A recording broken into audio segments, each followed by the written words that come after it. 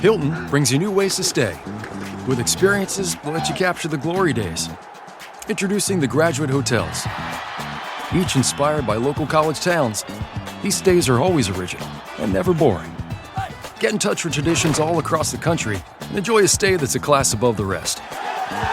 Book at Graduate Hotels with Hilton Honors Points at Hilton.com. It's a win-win. Hilton, for the stay.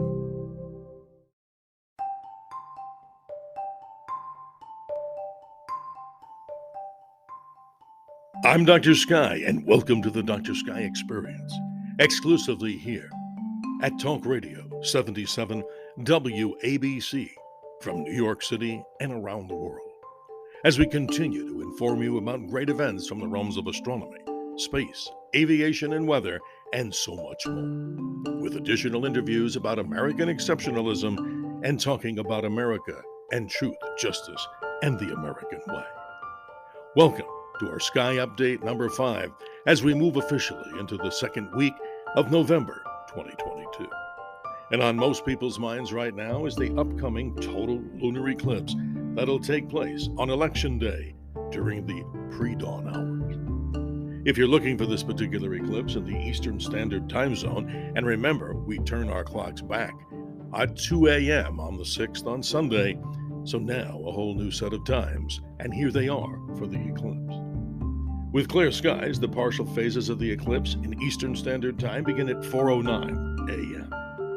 Totality begins at 5:16 a.m., mid-eclipse at 5:59 a.m., and this total eclipse will end at 6:41 a.m. But let's not rush it. We get 85 minutes of totality, and that particular moon will be visible high into the northwestern part of the sky as the moon rides higher above the celestial equator.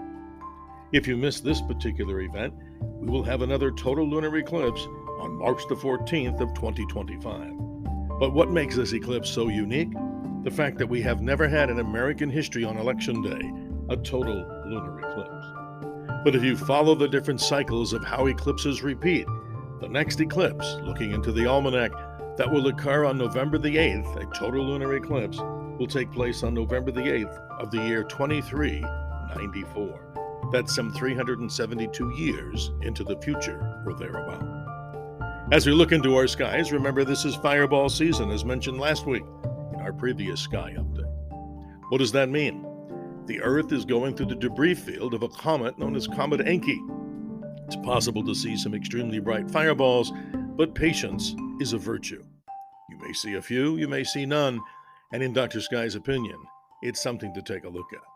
Recently, across the nation and around the world, observers have been seeing fireballs, slow-moving objects, maybe the size of a fist, or down to the size, ladies and gentlemen, of a small little bit of pebbles that you'd see on the side of the road.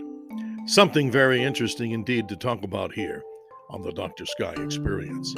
This happens to be a very important time of the year to look for fireballs, as we remember what's happening in our skies right now during this particular month.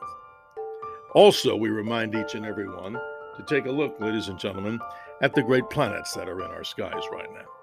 We begin by looking high in the south at sunset for the beautiful planet Saturn, and to the left, still the brightest object that you can see in the nighttime sky that rises just after sunset in the east is the planet Jupiter.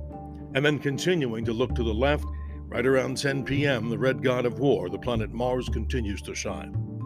Mars, as mentioned last week, will begin to move in a retrograde position, meaning it will start to move to the west against the background stars, indicating that it's getting close to the Earth, and that will happen as we move toward the month of December, and probably at its best during the first week of December. A telescope will reveal so much more. And don't forget, you can always email me here with the questions and comments. And that email is simple. It's just drsky.show, D-R-S-K-Y show, @gmail.com. And also, ladies and gentlemen, a big salute to Elon Musk and SpaceX as they successfully launched to orbit 2 so-called secret satellites, part of the U.S. Space Command, with their Falcon Heavy rocket.